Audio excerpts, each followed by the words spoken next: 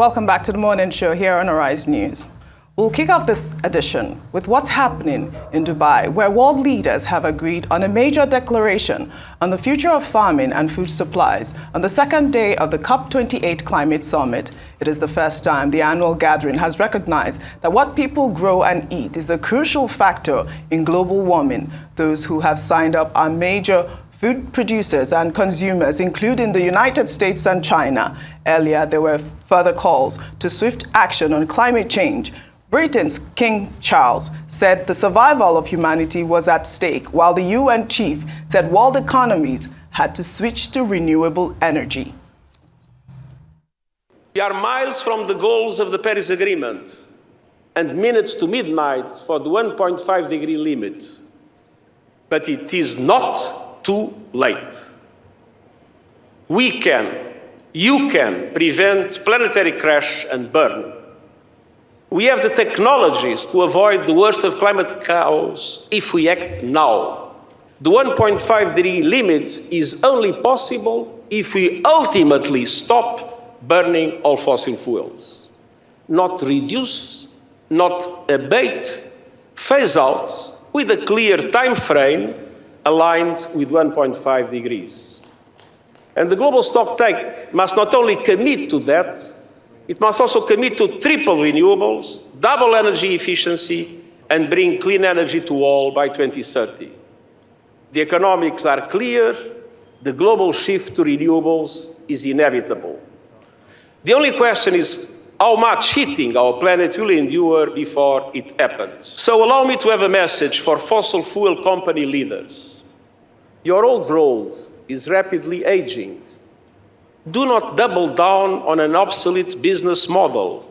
Lead the transition to renewables using the resources you have available.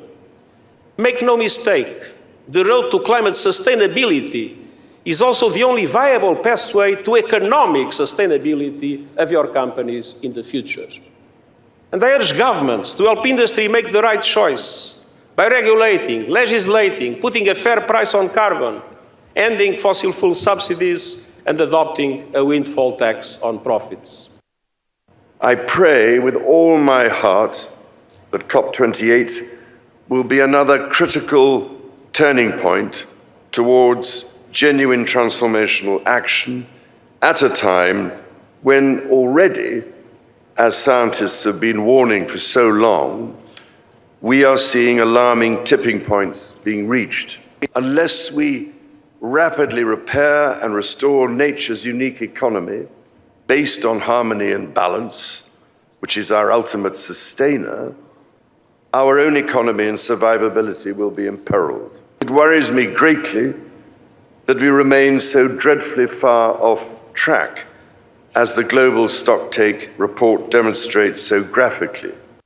All right, world leaders have gathered, for the COP28 in Dubai. Everyone is there, including our president, President Bola Ahmed Tinubu, who actually yesterday said that Nigeria will end gas flaring to halt methane emission. I think that was a good soundbite that we got from the president yesterday. We've been waiting to hear from him, and it is, quite interesting that he, did say that. And he also, charged the United States and China to continue to do their best for the African continent. It is quite imperative to note that that humanity is at stake. I align myself with everyone who is fighting for climate change. Steve. Yeah. It is fantastic that this has happened. And while we're talking about climate change, the fact that food is now on top table is definitely a new declaration that we're seeing being endorsed by world leaders. It's been, described as a milestone moment in history for food systems and agriculture. While we're battling climate change, it's also very important in Nigeria here as well. There was a state of emergency that was declared on food and agriculture itself. So it's very important that this conversation is being had, and seeing 130 plus countries already coming together to say, okay, this is something that we need to look at. It cannot, like you said, I align myself with such a major declaration on food and farming. Adiswa, do you want to? Yeah, I think, I agree. I think the truth about climate change is that the global north does contribute way more, and us in the global south suffer more. Absolutely. You know, we have erosion, even the insecurity we're seeing because of the Sahel and it's expanding, and you know the problems we have in our agricultural sector, the lack of food security due to global warming and climate change. I mean, it's raining right now and we're in December. You know, we should be in the middle of our Harmattan season, so we're even feeling the differences in our daily lives. And I definitely think that it is definitely something that should be very important. But you know, as was said earlier, the man who just spoke said, you know, he thinks that we should remove subsidies from fossil fuels and stuff like that. But also we need to be very sensitive to our own economic realities as we are joining more developed countries to fight climate change and fight global warming. We also need to be very sensitive to our own economic realities here and not necessarily do what they're doing, because I think they're better placed to take on some of these renewable energies and some of these, you know, tariffs or charges. So, yeah. That's what I mean, I queue behind you, Adesua, because I'm sorry to say I'm a reluctant cheerleader to the whole noise about soundbite and, you know, the stuffs that is said, you know, every year. This is the 28th edition. Our former vice president, Professor Yemi Osinbajo, you know, was at COP27, you know, last year. The year before, you know, President Muhammadu Buhari was there in the UK. Same thing being said. So when we applaud what our president, Asiwaju Bola Ahmed Tinubu, has said, it's in order, but then it's also important to put it in proper context and perspective. What has he said that is new, that is reassuring to Nigerians, not necessarily something that will sound nice to the array of world leaders. I will end gas flaring. We've been hearing that for ages, for decades. What did President Muhammadu Buhari achieve in 8 years of trying to end gas flaring? I'm not so sure if the pass mark will reach half. But this is Asiwaju's first year. Let's see whether he will walk the talk. He has announced it to the world, but let's see whether he will walk, you know, the talk. I like also the fact that we're talking food security, but it goes beyond just dropping soundbites. How will the global north, as Adesua said, you know, try as much as possible to end the war in Russia and Ukraine, for example, which on its own alone in 2 years has contributed much to most of the food crisis that, you know, practically everybody in the world is experiencing. How is the global north and the powerful West, you know, how are they addressing the issues in Gaza, for example, you know, between Israel and Hamas, you know, things that, you know, that stare us in the face in terms of, you know, what constitutes danger to humanity. So when we go to COP, you know, to the climate change conference, you know, every year and say beautiful things, how really does it affect, say, Africans, Nigerians? And this is an important question to ask, given what our president said when he was a candidate of the APC in Kano, where he made that, you know, a powerful declaration using the allegory of a church rat, that the question of climate change was that of the question of a church rat and the poisoned, I didn't use the word chalice, but the poisoned Holy Communion. You remember that important thing, and his team, you know, had to come back to explain what it meant. As a candidate then, he spoke with vigor and power, and that we couldn't be going to a jamboree every year just saying the same thing that they would like us to, you know, say. That we will need to demand of the global north a different strategy, a different way of assisting Africa to do that which they want us to do. I'm not so sure if that emphasis was felt in what President Tinubu delivered yesterday. Yes, he made subtle demands of the Americans and the global north, but I think that he should have, you know, reiterated the sentiment that he espoused in Kano early last year. Well, Steve, I think he did.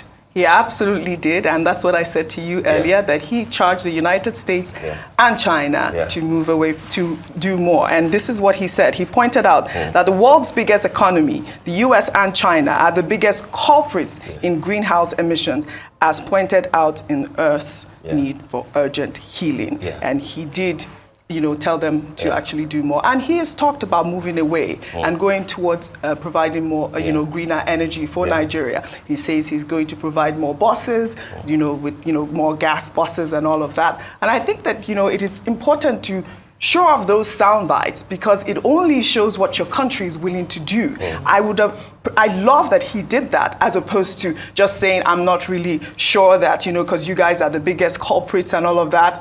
I think it is important to always show your country is committed to climate change. I understand your point, Steve. In fact, I do align with you in terms of you just don't speak, do the action. And I think that that is the most important thing here. I understand where you're coming from, but President Bola Ahmed Tinubu has, yes, I do, because we had this conversation. I knew you were going to go there after Adeswa spoke. I knew you were just, I knew you were going to go there. Well, I agree with you. Let me come in very quickly, OJ. I totally, our president spoke very well. I'm just saying that it was inadequate, given his stance in Kano, the other day. It isn't just to remind the West, America especially, and China about their culpability. It is also about the fact that he indicated that he would say, do you need us to get certain things done? Fund it.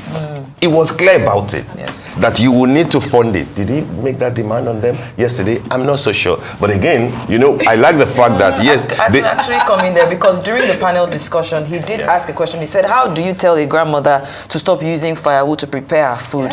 It is for me to invest in solar energy and alternative energy. He did say that while there was an urgent need to address climate change and heal the bleeding edge, African countries also desperately needed new investments to help them adapt in the global transition to renewable energy. So he did ask for it. So he has to.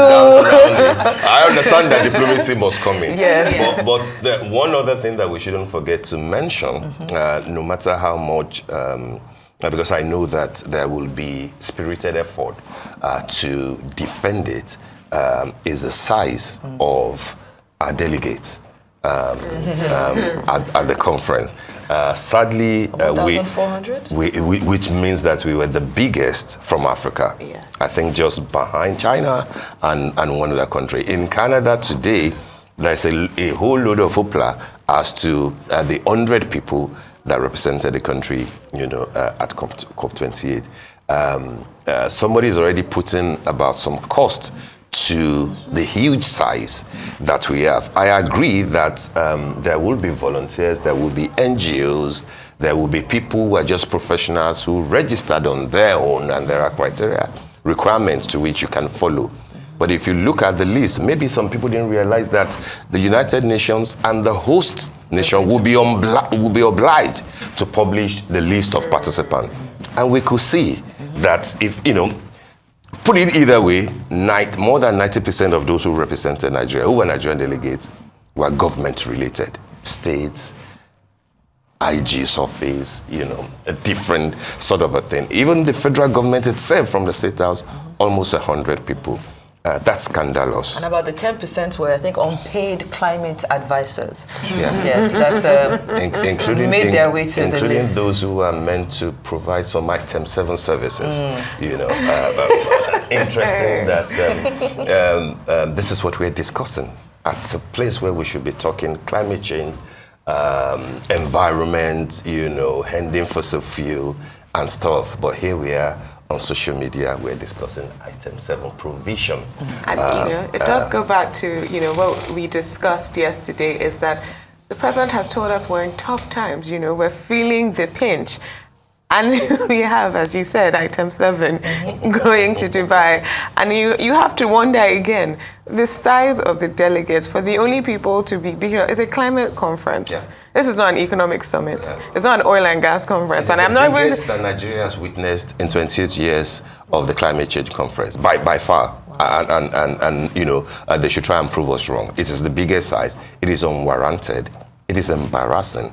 And frankly speaking, there's a cost, there's a taxpayer's cost to all of this. Somebody puts a cost to almost ₦1 billion in tickets, but then if we are talking hotels, if we are talking registration, and if we are talking, after dark item 7 services, I mean, there will be a huge cost to the nation. We just can't defend this. Ojinika, we can't defend it. Steve. We've heard from we've heard from King Charles III, we've heard from UN Chief Antonio Guterres. I'm looking forward to hearing from more world leaders. Absolutely. Well, all right.